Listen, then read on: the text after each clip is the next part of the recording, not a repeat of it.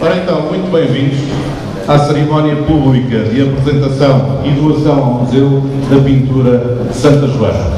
Eu chamo ao palco para dar as boas-vindas a doutora Zulmira e o engenheiro Lauro Marques, diretora do Museu e presidente da AMUSA.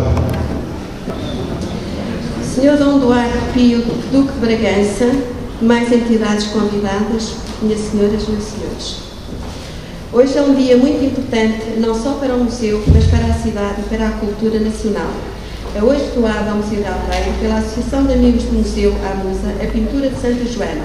Esta pintura, provavelmente dos finais do século XVIII, é autor desconhecido e de reconhecido valor. Foi adquirida pela AMUSA com envolvimento da sociedade civil nos finais de 2013, em leilão realizado em Turim. A aquisição de tão importante obra de arte representou um esforço coletivo que é de elogiar, pois que do mesmo resultou a vinda para Portugal de uma peça que vem complementar o nosso património histórico e artístico.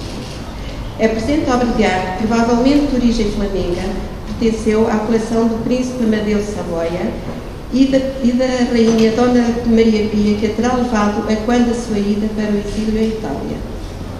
A obra apresenta-se em excelente estado de conservação, sendo considerada uma peça rara e inédita, e irá, com certeza, constituir um importante motivo para atrair novos públicos ao museu.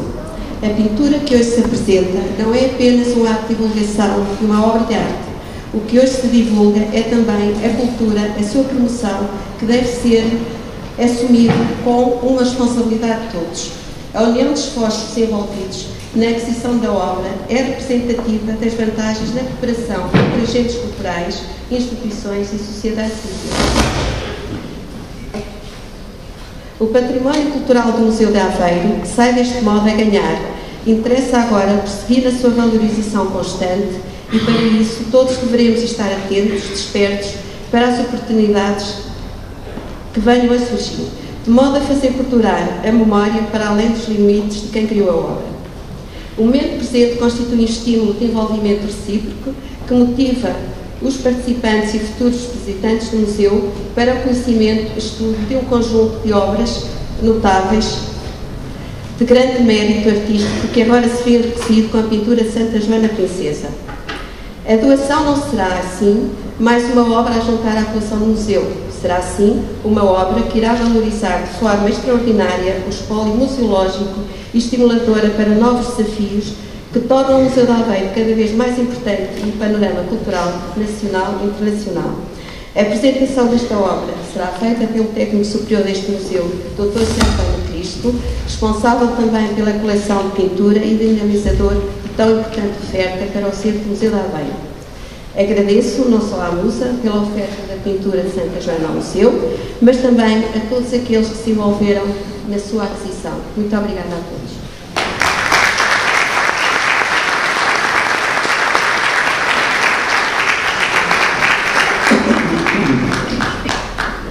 Bem-vindos ao Museu de Aveiro e à Casa da AMUSA, Associação dos Amigos do Museu de Aveiro, a nossa casa. Dirijo-me em especial e agradeço a presença da doutora Celeste Amaro, diretora-geral da Cultura do Centro, doutor Artur Porto Real, diretor dos Bens Culturais da Direção-Geral da Cultura do Centro, do Sr. Vereador da Cultura da Câmara de Aveiro, Dr. Miguel Capão Coelho, meu ministro, representa o Sr. Presidente da Câmara de Aveiro, que teve que ir para a Maia conferir uma conferência. Sua Excelência Reverendíssima, o Sr.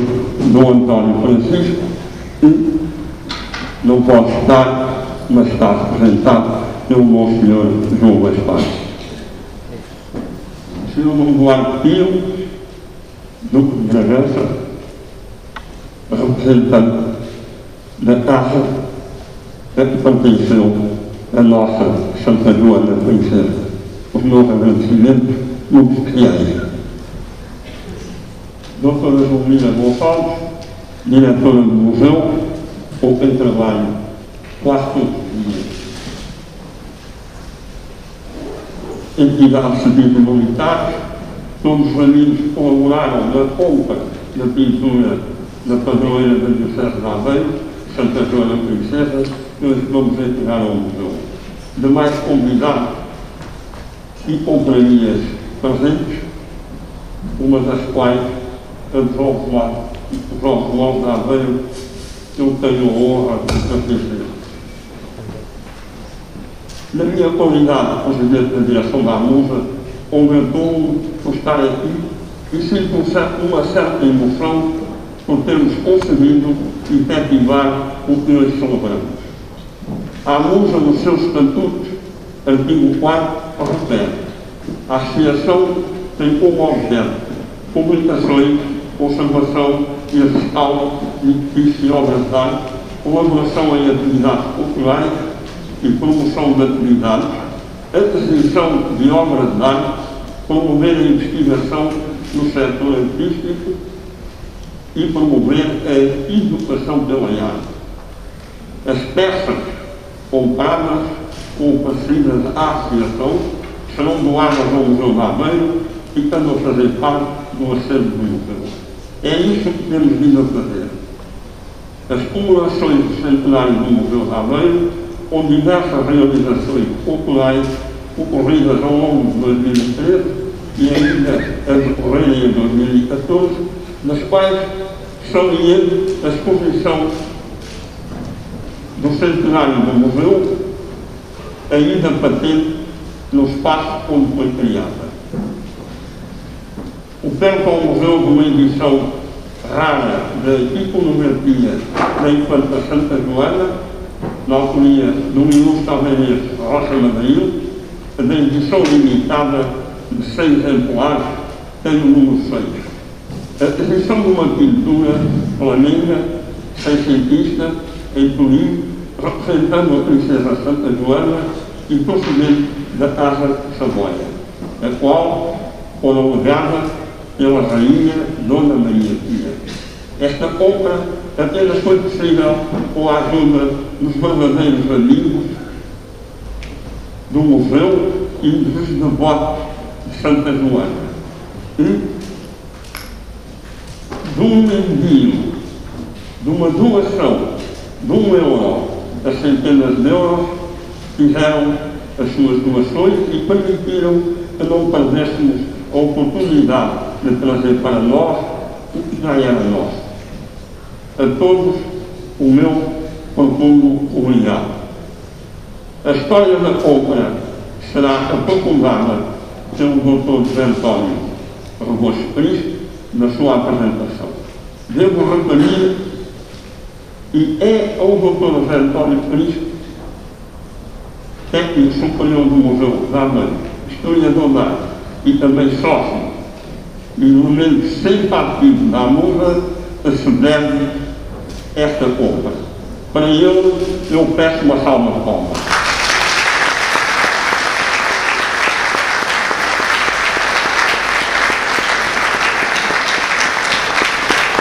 Antes de terminar, quero agradecer mais uma vez a presença de todos e a preciosa ajuda da Câmara Municipal de Aveiro, de todos os colaboradores do museu, em especial da sua diretora, Dra. Juliana Gonçalves, e do Jota, a quem se deve o enquadramento desta cerimónia.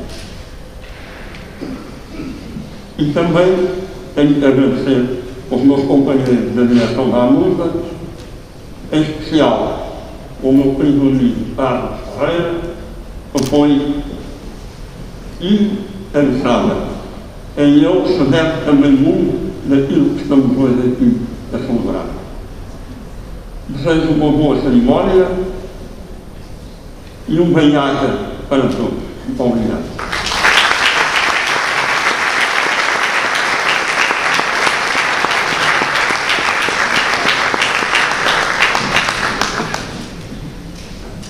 Vai agora usar da palavra a doutora Celeste Amado, diretora regional de Cultura do Centro.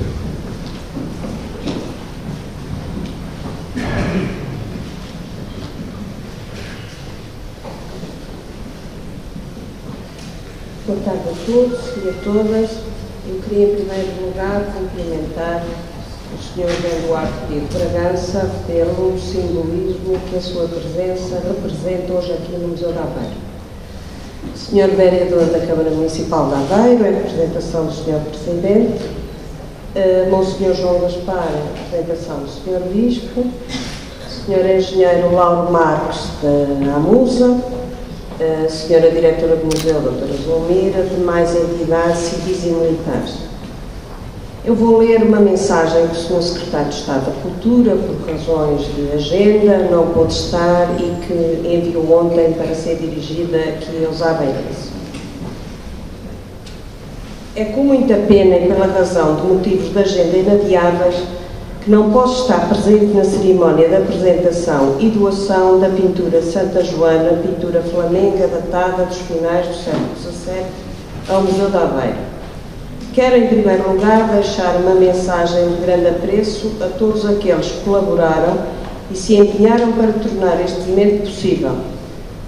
Deste modo, não posso deixar de admirar e agradecer o notável dinamismo das forças vivas da região, com especial ênfase na Associação de Amigos do Museu de Aveiro, desde logo expressa na relevância e força que imprime às iniciativas que têm como finalidade projetar o Museu de Aveiro e o seu papel ímpar numa cidade que na última década se tem vindo a afirmar no todo nacional como uma cidade moderna e de progresso. As vicissitudes do processo que conduziu à aquisição em Turim desta obra é disso um notável exemplo. Em momento algum se baixaram os braços, desistir constitui palavra desconhecida dos amigos do Museu de Aveiro. Em tempo de obstáculos, o associativismo, a mobilização e a generosidade da sociedade civil têm uma importância fulcral na proteção, promoção e enriquecimento do nosso património e, por consequência, em assegurar a estabilidade emocional da sociedade, facto que se projeta na continuidade do bom funcionamento das instituições, neste caso culturais. A constituição da Associação dos Amigos do Museu de Aveiro, em dezembro de 1991, traduz a vantagem da sociedade civil se organizar e, neste caso, em se focalizar numa instituição e num objetivo em particular, com a qual se estabelecem vínculos de interesse comum, mas também de afeto, indispensáveis ao sentido da presença e suporte que este tipo de atitude representa. A finalidade expressa nos estatutos da AMUSA afirma como meio para a promoção de publicações, conservação e restauro de edifícios e obras de arte, colaboração em atividades culturais, promoção de atividades culturais, aquisição de obras de arte, promover a investigação no setor artístico e promover a educação pela arte. Com esta cerimónia está a ser cumprido um dos seus objetivos e serão muitos mais, com toda a certeza. Agradeço na pessoa do seu Presidente, o Sr. Engenheiro Lauro Marques. Não será demais repetir que é em tempos de recursos escassos que a mobilização de diferentes entidades públicas e privadas tem uma importância fulcral. E não posso deixar de aqui referir o papel catalisador e fundamental da Direção Regional de Cultura do Centro, a quem agradeço. Esta articulação entre entidades públicas e privadas traduziu-se na mobilização da sociedade civil e do tecido económico local para a proteção e promoção do património, neste caso a compra de uma pintura notável proveniente da coleção do Príncipe Amadeu de Saboia, Duque de Aosta, à qual terá chegado através da herança da Rainha Dona Maria Pia e que vem enriquecer a coleção do Museu de Aveiro e abrir novos caminhos no estudo e interpretação da iconografia da Santa Joana Princesa, que tem um significado essencial para este museu e, consequentemente, também para a fruição pública deste muito valioso acervo.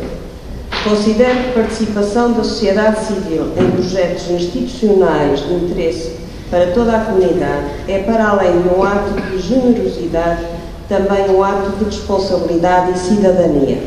Por todas as razões, só posso agradecer à Associação dos Amigos do Museu de Aveiro, sabendo que sem o vosso expressivo contributo e participação não teria sido possível a aquisição desta obra a partir de hoje à disposição de todos.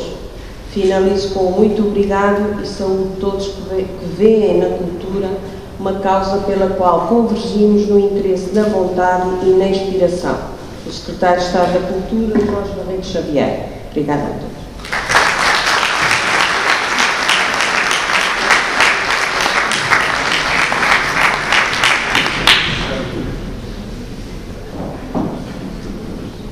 Chamo agora ao palco Sua Alteza Real Dom Duarte Nuno para nos dirigir umas breves palavras.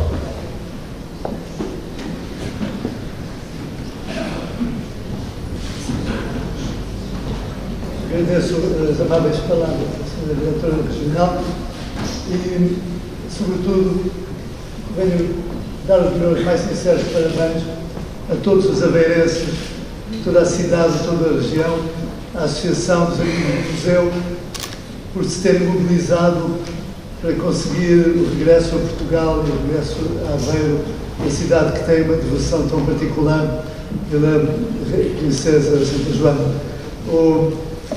De facto, há valores espirituais que ultrapassam de longe os interesses políticos de uma época. E esse foi o caso dos valores que levaram a Princesa Joana a recusar as propostas de casamento importantíssimas que ela tinha, importantes para Portugal, importantes para alguns dos reis e imperadores mais importantes da época, mas para ela os valores espirituais que animavam a sua vida, a caridade ou a sua ligação a Cristo foram mais importantes. E isto é um exemplo para a nossa época em que muitas vezes os valores políticos ultrapassam os verdadeiros valores da sociedade. Muitos parabéns a quem conseguiu este regresso a Portugal e muitos parabéns à cidade de Aveiro.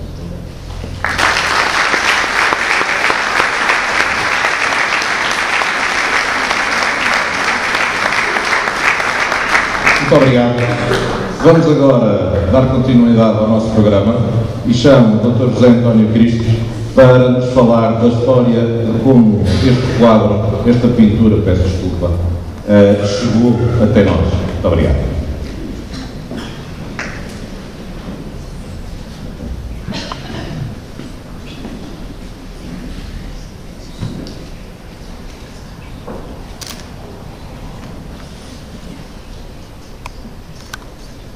Sr. Diretora Regional da Cultura do Centro, Sr. Diretor de Serviços de Bens Culturais da DRCC, digníssimos representantes da Câmara Municipal de Aveiro e demais entidades civis e militares, Sra. Diretora do Museu de Aveiro, Sr. Presidente da Associação dos Amigos do Museu de Aveiro, representante de Sua Excelência Reverendíssima, o Sr. Bispo de Aveiro, Sua Alteza Real, Alteza, Excelências, ilustres convidados, meus amigos, boa tarde.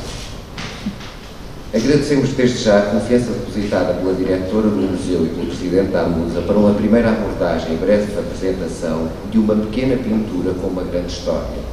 Como refere José Saramago na Viagem a Portugal, ir ao Museu de Aveiro é uma aventura. E o que nos congrega aqui hoje poder-se-á entender também como uma aventura. Uma jornada com um final feliz que tentaremos sucinta e despretensiosamente dar a conhecer, passados que são 2 dias sobre o aniversário natalício da padroeira da cidade de Aveiro, nascida há 562 anos.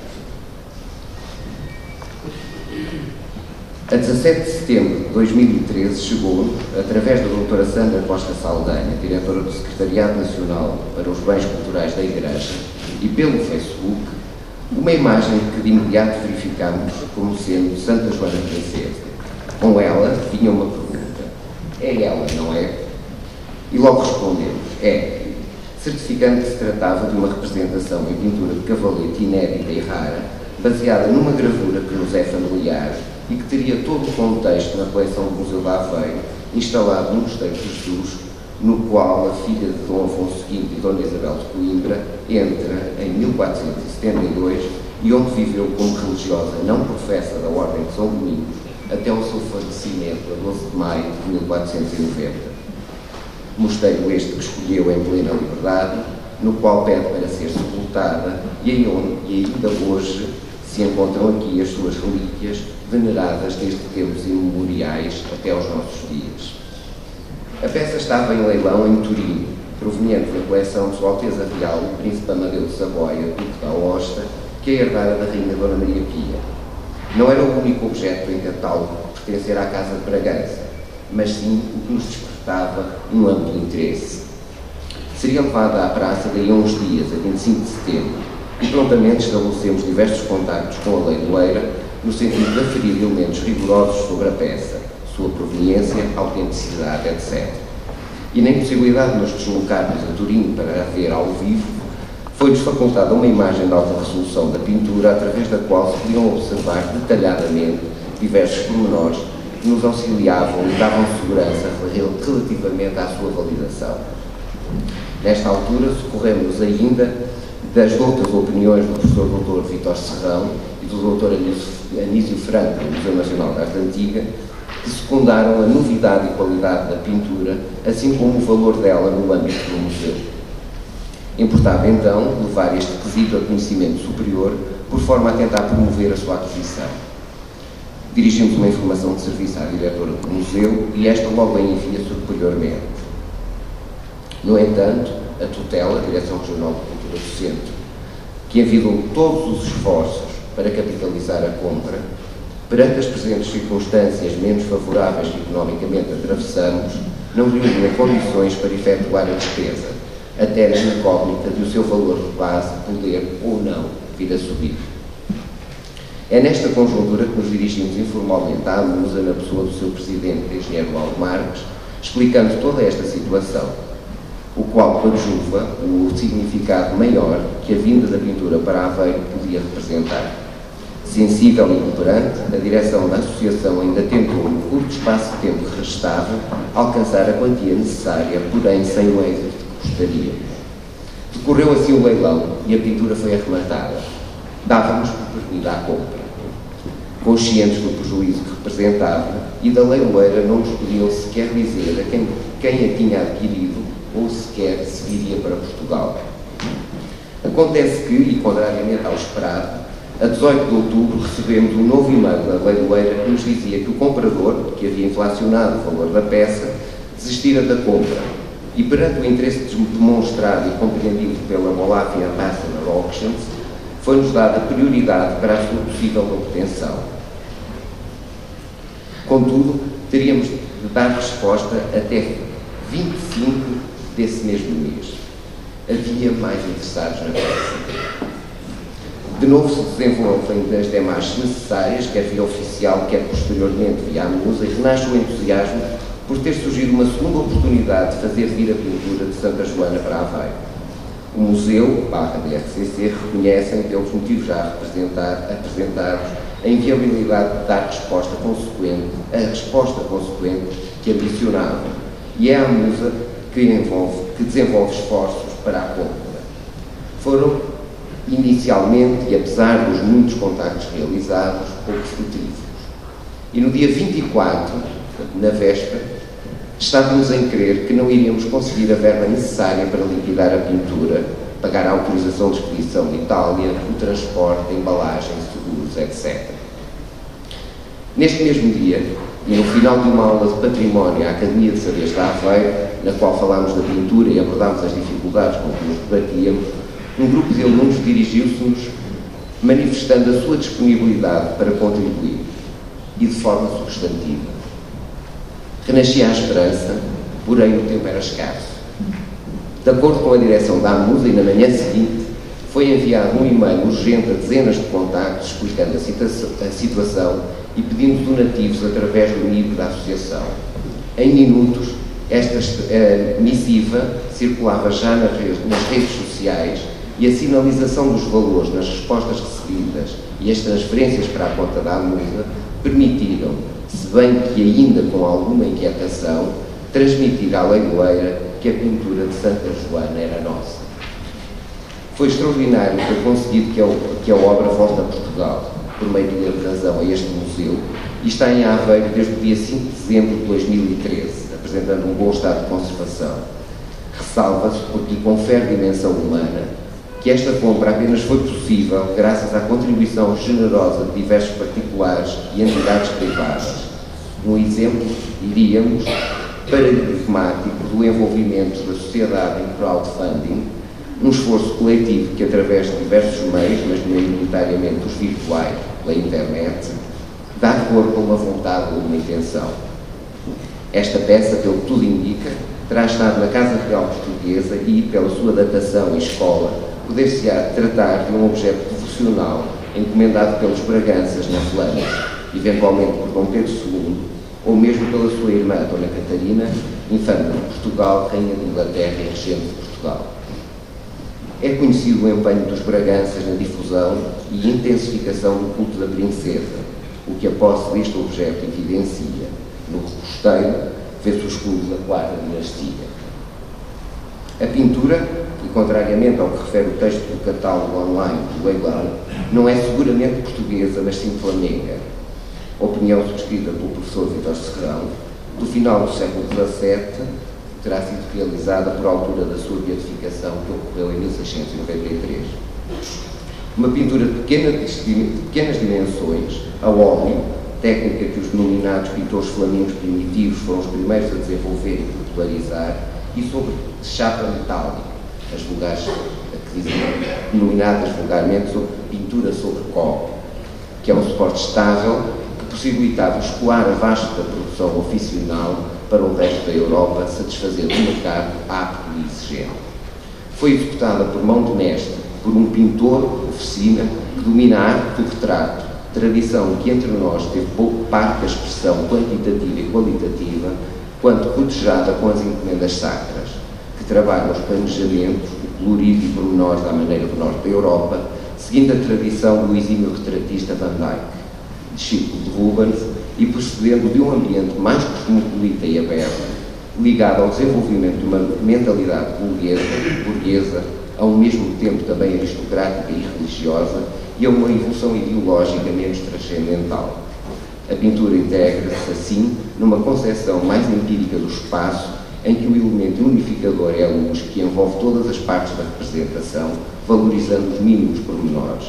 Quer se trate de um objeto cotidiano ou uma paisagem, merecem ser representados e adquirem significado simbólico. O período joanino, seduzido e militantemente adepto dos modelos italianos, reflete-se na produção das imagens da Santa Princesa num traço mais delicado e fluido e numa atitude menos intensa e dramática, contudo piedosa e sem, no entanto, perder a força. Tomamos como exemplos a tela, no espalvardo cadeiral da Igreja dos Dominicanos de Aveiro, hoje a Sé, conjunto que Nuno Saldanha atribui consistentemente ao pintor romano Giovanni Odasi, e que terão sido executadas por volta de 1712. E o modelo de representação da infanta proposto por João Battista Pacchini, pintor italiano que se sabe ter trabalhado para o Paço Episcopal de Porto. Da mão de Pacchini ou da sua oficina, conhecemos 7 exemplares destas Santas Joanas, nomeadamente presentes na decoração do gabinete do magnífico reitor da Universidade de Coimbra. Representa-se a infanta com o atributo das 3 coroas, legendada, tendo ao colo o menino Jesus, uma colagem iconográfica à Santa Catarina de Siena, trajando ricamente à maneira de cortesã e bem ataviada de joias e adereços. Esta tela ganha interesse quando corresponde à avidez pelo romano e propõe um modelo de representação que acorda o retrato de corte e ao qual adere a grande nobreza nacional e os altos dignatários eclesiásticos, superando os modelos seixentistas que não satisfazem as ambições de grandeza joaninas. A pintura que agora vemos, conhecida de todos, é a obra mais emblemática do Museu de Aveiro e é nela que reside a origem da representação da imagem adquirida. Se existe um ícone da princesa, é certamente este. Tradicionalmente atribuída à oficina do pintor régio Nuno Gonçalves, sabemos hoje, por estudos materiais e técnicos, que não será essa a sua origem, abrindo novos campos de estudo a desbravar. Representa a entrada de corte, conforme ao seu estatuto, com vista e representação de grande senhora em Estado. Segundo o testemunho de Margarida Pinheira, a religiosa contemporânea da princesa, à qual se atribuiu o memorial da infanta Dona Joana, que é datável de cerca de 1513, Dona Joana era no rosto e no corpo muito aposta, a frente muito graciosa, os olhos verdes muito formosos, o nariz meão e de boa feição, a boca grossa e revolta, o rosto redondo, o carão alto com alguma canta quer cor bem posta, muito formosa garganta e mãos, mais do que se pudesse achar e ver noutra mulher, alta e grande de corpo direito, muito aposto e airoso. Para além de conviver com Dona Joana, Margarida Pinheiro, ao que tudo indica, conheceria também este retrato, pois se até hoje ignoramos como vem parar a Aveiro, ele estará mencionado no testamento da princesa junto dos bens que tem consigo aqui no convento, dizendo: à senhora minha tia, o vulto. Portanto, no testamento ela destinava o seu retrato à Dona Filipa. Trata-se de Dona Filipa, irmã da Rainha Dona Isabel, e o retrato poderá ter ficado no mosteiro e não ter sido levado para Odivelas, onde Dona Filipa acabaria por morrer passados 3 anos. Reforça-se esta possibilidade se tivermos em atenção as declarações feitas no processo de beatificação de 1626 por habitadoras do convento e gente da Vila de Aveiro, que testemunham conhecer e ter como verdadeira uma imagem centenária levada ao corpo baixo do convento em que está sepultada a santa nos dias do seu casamento, ou seja, a 12 de maio. A Madre Ginebra Batista, que testemunha o crédito e a autoridade do culto dedicado a Santa Joana, permite-nos situar o retrato no convento, pelo menos a partir de 1557. Os cabelos caídos que amolduram o rosto e os ombros, o colo descoberto e a cabeça cingida por uma crespina de ouro, pérolas e pedrarias, são elementos compatíveis com a condição de princesa jurada do reino, porém contrastam com a expressão contraída e fechada. Aqui reside a grande eloquência deste retrato, a dicotomia entre a representação áulica e o retrato psicológico que se aproxima do ícone religioso. Comparando-o às representações do Ecce Homo, dir-se-ia poder tratar-se de uma Ecce Fémina, aquela que, contrariada na vontade de tomar votos, posa crispada e aparece retratada em posição frontal, tipo iconográfico geralmente reservado para as figuras sagradas. É a mulher em via do sacrifício, talvez a ser retratada para chegar a sua fisionomia à mão de um diplomata nacional que procura nas cortes europeias um consorte. Daí ser possível situá-lo próximo do ano da entrada em Aveiro, ou seja, por volta de 1472. O memorial refere: voava por todas as partes da cristandade a fama de excelência de formosura desta infante princesa, e a todos os reis e príncipes dos diversos reinos punha em grande cobiça de a ver e ouvir, e porque lhes era impossível pela grande distância e alongamento dos reinos e terras, mandavam pintores muito perfeitos que a vissem e tirassem pelo natural, para poderem assim pintada gozar de tanta formosura. Se tomarmos como verdadeiros os intentos de Dom Afonso V e Dom João II, com vista ao casamento da infanta numa corte estrangeira, não devemos estranhar mandar El Rei executar este retrato ou outros. Chegamos agora ao que poderíamos chamar o missing link. Como chega esta sua fisionomia à Flandres? Resposta que até à data não nos foi possível encontrar.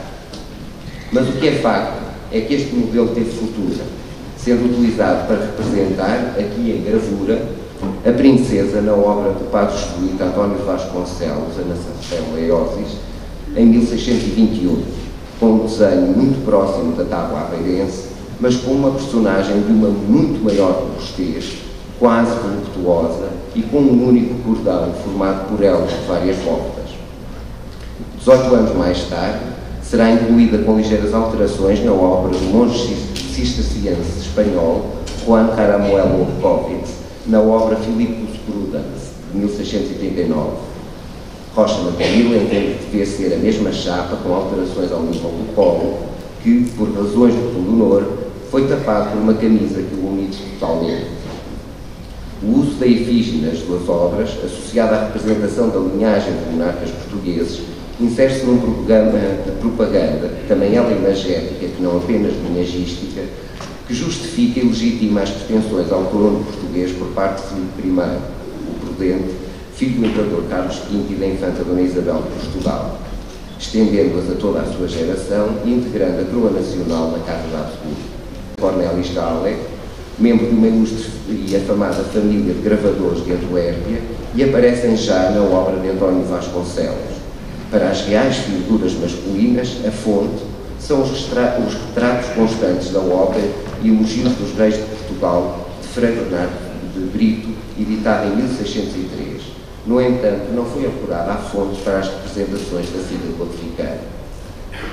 As únicas figuras femininas que Lobo Cóvides apresenta são a Rainha Santa Isabel e a Princesa Joana de Portugal, fórmula que é uma evidente tentativa de aproximação ao papado, pois incluem sangue santo na sua linhagem, o que ganha relevo se recordarmos que Carlos V promove o saque de Roma em 1527, com 18.000 soldados do exército imperial e mercenários alemães saqueando-a durante 8 dias.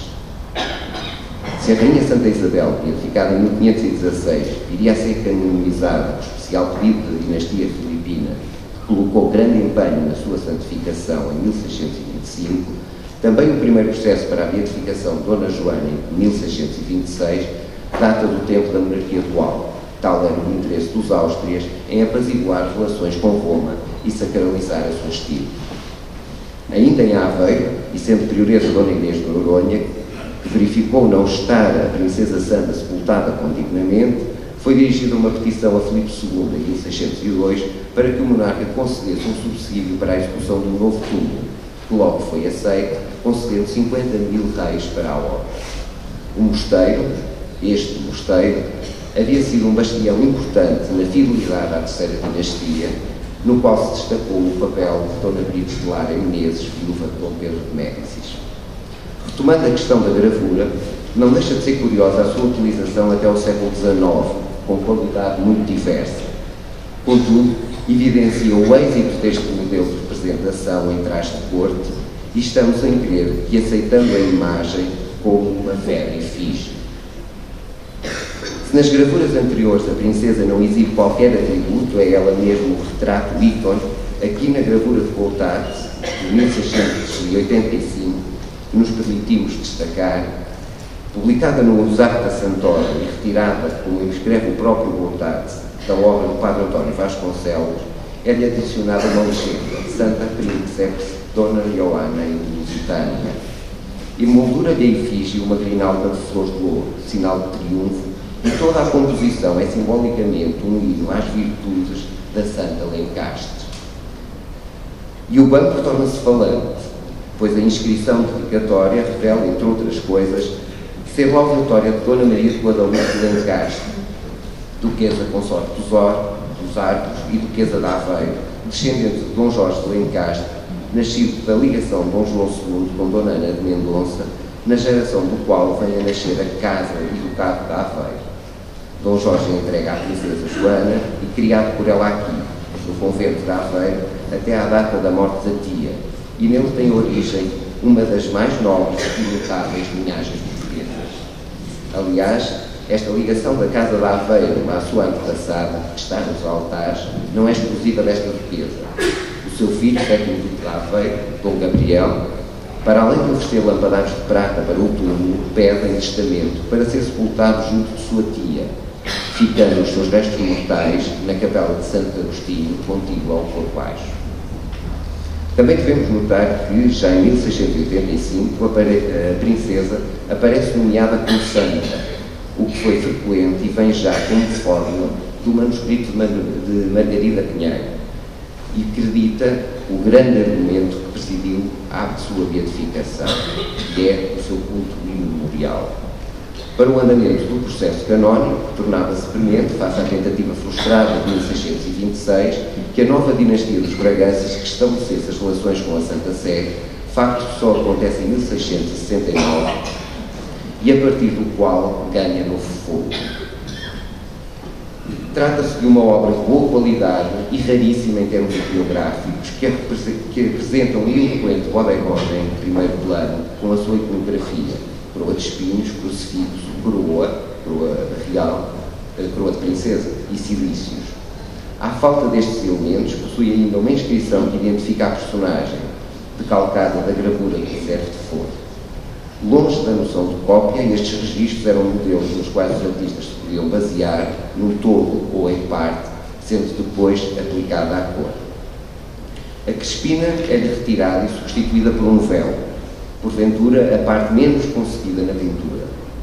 A coroa aberta de princesa surge invertida, como negação dessa mesma condição, e serve de suporte a um livro sagrado que atesta a sua devoção e cultura. A coroa de espinhos é o elemento que a própria Santa Princesa escolhe por armas e manda gravar na sua baixela, e os cilícios remetem para a espiritualidade mortificadora barroca.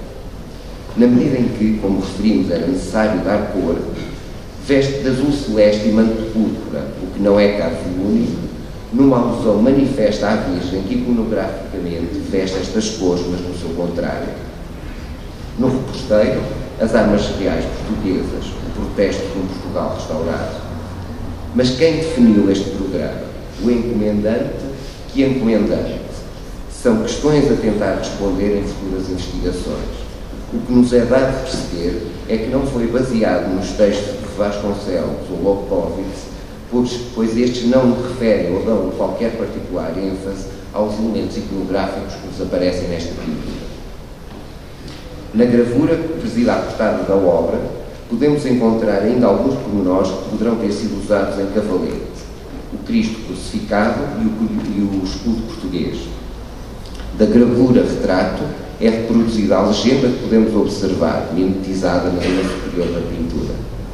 É no Portugal restaurado que, a pedido das religiosas do Mosteiro de Jesus, Dom Pedro II impulsionará de forma consequente a beatificação da Santa Princesa, patrocinando o túmulo de mármores polícromos, significativamente coroado com as armas reais portuguesas, em que as relíquias da padroeira se encontram hoje, chamando para a obra o arquiteto régio João Antunes.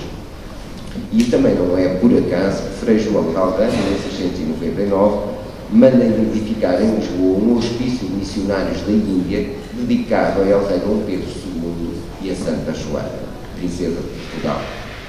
Se tivermos em conta o impulso e patrocínio de Dom Pedro II no processo de beatificação, ao qual adere o próprio Dom João V, no sentido da canonização, que infelizmente não será consequente, percebemos claramente quanto é verdade que a política romana joanina nos surge já claramente esboçada no tempo de Dom Pedro II, e é de facto no reinado do seu filho que ela se configura abertamente em termos de estratégia de poder.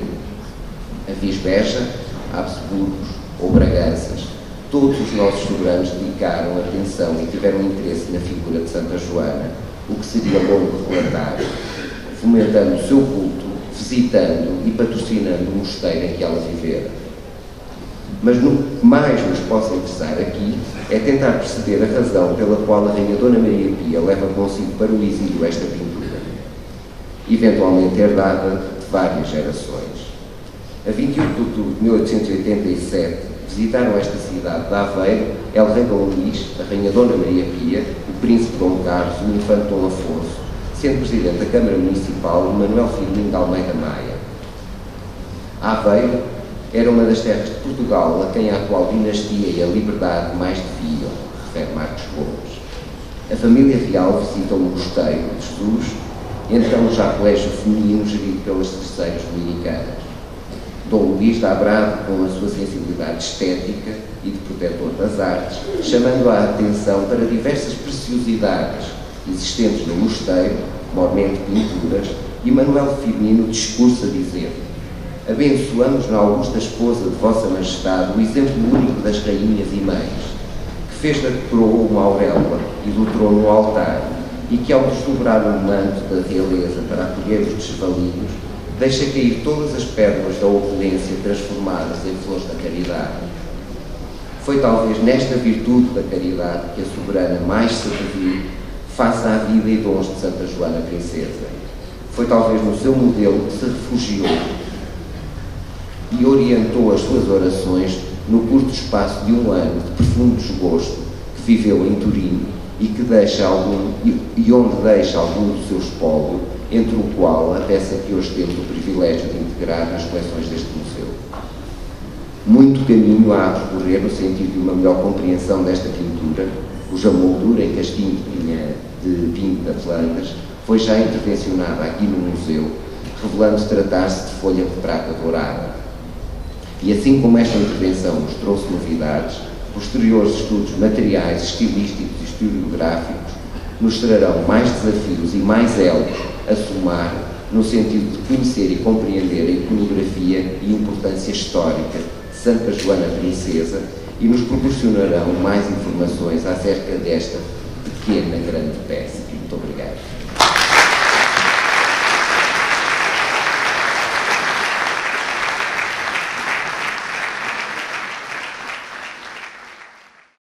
Dando continuidade ao nosso programa, vamos agora ter um momento musical interpretado pela soprano Isabel Alcoia, acompanhada ao piano por Xiao Xiao Li. Este programa, escolhido especialmente para esta data, é um jubilate de Mozart. Este moteto para voz solista, escrito em 1773 para o castrato Vanaccio Rautini, foi estreado a 17 de janeiro deste ano durante um serviço religioso na igreja de Chiatini, em Milão. Rautini, um primo homo do Teatro Régio Ducal de Milão, nessa altura com 25 anos, era reconhecido pelas suas qualidades de cravista e compositor, mas acima de tudo apreciado como cantor virtuoso e viria a desempenhar o papel de Ciccio na ópera Lucio Silla. Nesta obra, Mozart combina a forma tripartida da abertura italiana com a área e recreativo e recitativo da ópera séria. Dois andamentos ritmicamente vivos e virtuosos rodeiam uma cavatina de caráter cantabile antecipada por um recitativo. O último andamento, Aleluia, é particularmente alegre, vibrante e rico. Em coloraturas, o texto, de autor desconhecido, é uma livre compilação de salmos muito popular na Itália desse tempo. Peço a vossa salva de palmas para a nossa soprano e para a nossa pianista.